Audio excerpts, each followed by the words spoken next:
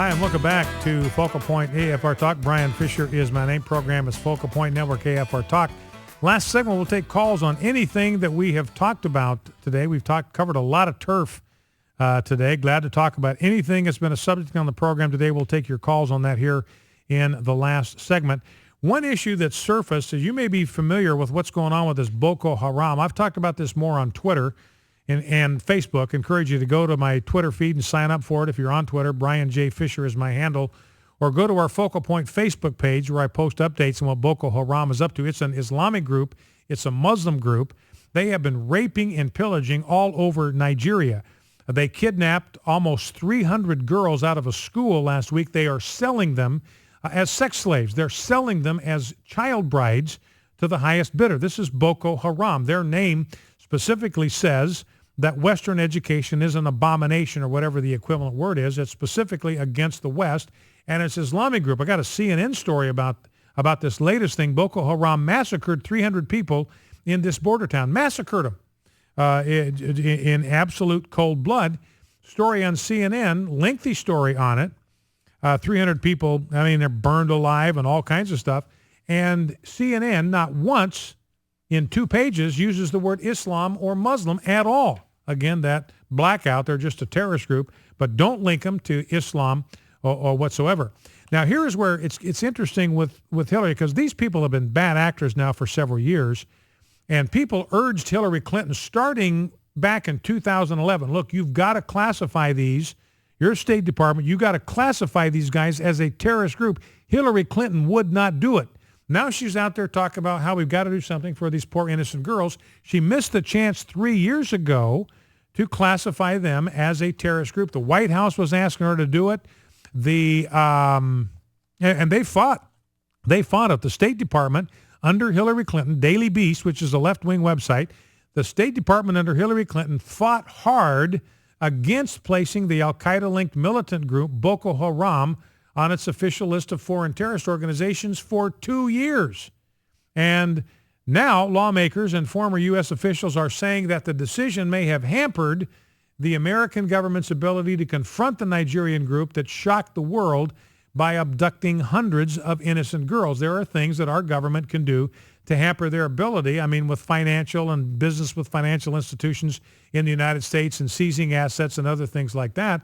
But they couldn't do any of that until Hillary Clinton classified them as a terrorist group. She wouldn't do it. And now you got almost 300 girls that are being sold into sex slavery, in part because Hillary Clinton did nothing when she had an opportunity to do it, despite the fact that she got a lot of appeals from the Justice Department.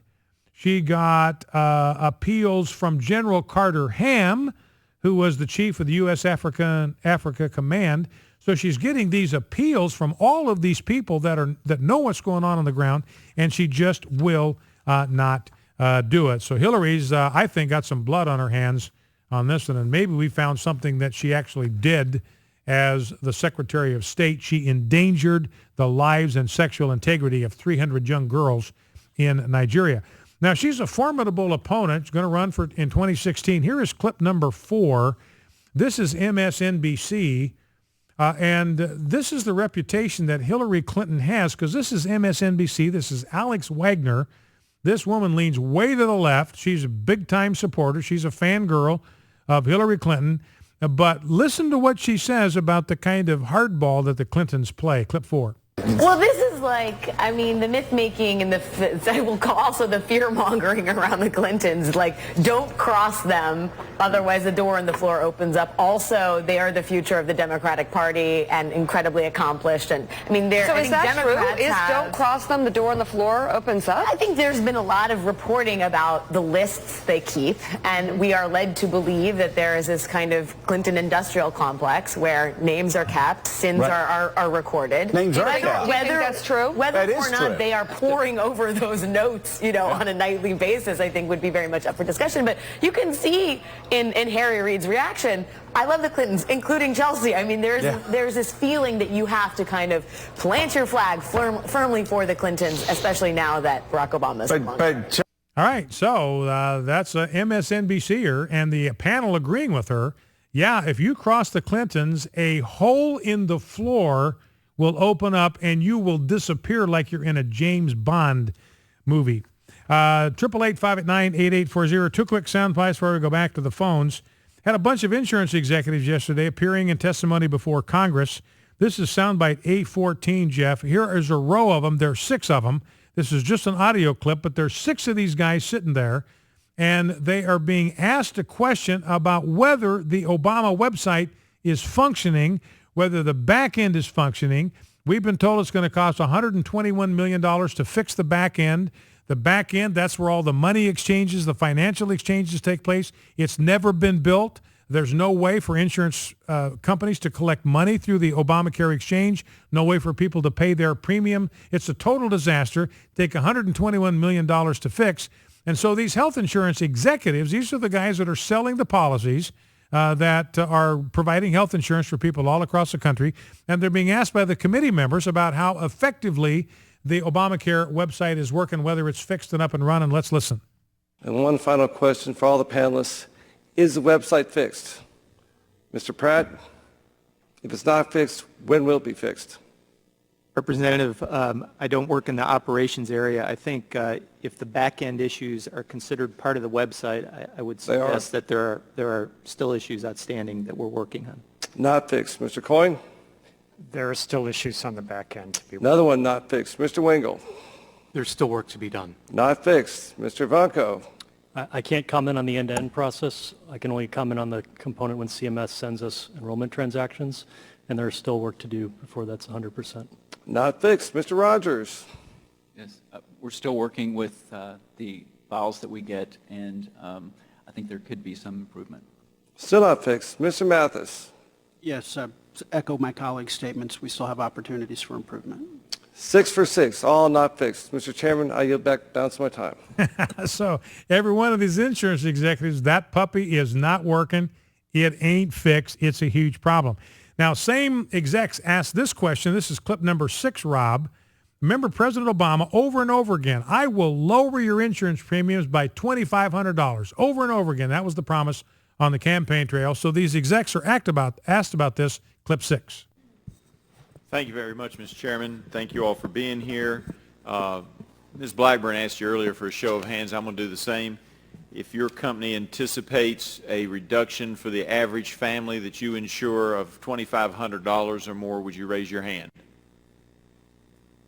If your company anticipates a reduction in premium of $2,000 per average family for your subscribers, raise your hand. Nobody does.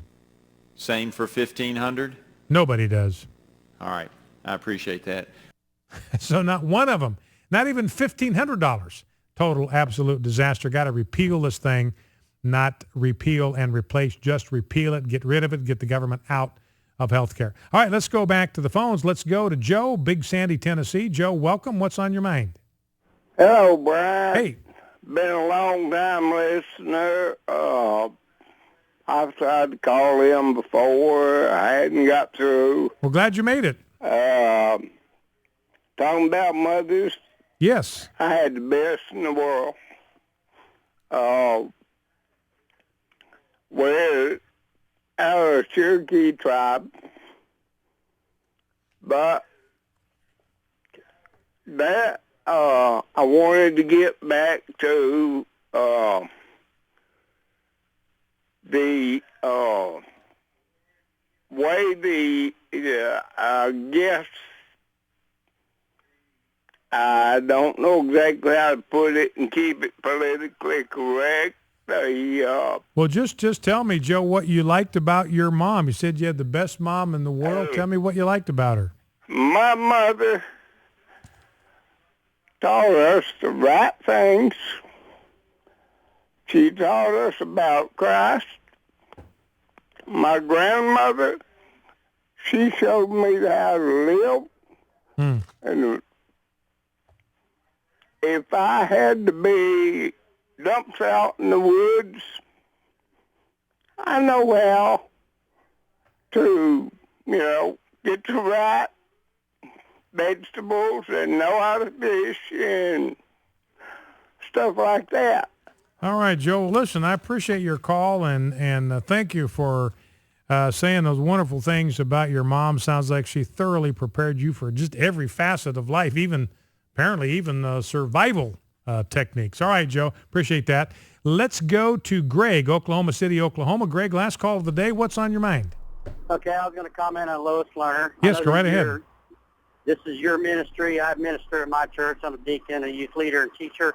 And as teachers and leaders, we're held to a higher standard. And I believe that the higher you go up in government, that you should be held to a higher standard. And I think it's ridiculous that someone would only go to jail for like 10 days for being in contempt of court of one of the highest legislative bodies in the land. That's my comment is not only should you go to jail, I think that those laws ought to have more teeth to where these men that don't fear God would at least fear the strong arm of the law. Yeah. And I appreciate your ministry, Brian, and I'll talk to you on the next time. Okay, thank you, Greg. I appreciate the call. So, a general tendency, a consensus on the part of this listening audience that Lois Lerner ought to do some time for this, for stiff-arming Congress. We've got serious breaches on the part of the IRS, exercising their totalitarian control to try to punish Tea Party groups, keep them from being able to engage in the political process.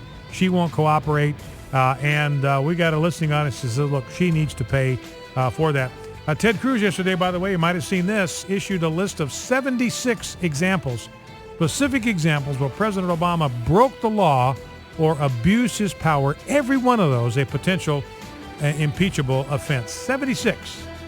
That's it for today. Bow low before God, stand tall before man, stand in the gap, and never forget we're fighting a winnable war. See you tomorrow.